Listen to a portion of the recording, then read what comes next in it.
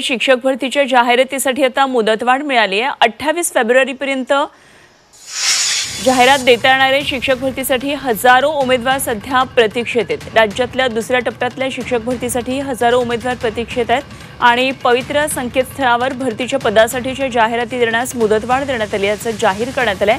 नवीन मुदतीनुसार आता 28 फेब्रुवारीपर्यंत जाहिराती देता येणार आहेत आणि सर्व शैक्षणिक संस्थांना त्यांच्या शाळांमधील शिक्षकांची ही रिक्त पदं भरण्यासाठी पवित्र संकेतस्थळावर जाहिरात देण्याचं आवाहन करण्यात आलंय। आता 28 फेब्रुवारीपर्यंत या संदर्भातल्या जाहिरात देता येणार आहेत। शिक्षक भरतीसाठी अशा प्रकारे हजारो शिक्षक सध्या प्रतीक्षेत आहेत आणि सर्व शैक्षणिक संस्थांना त्यांच्या शाळांमधील शिक्षकांची ही रिक्त पदं भरण्यासाठी पवित्र संकेतस्थळावर जाहिरात द्यावं असं आवाहन करण्यात आलं आहे।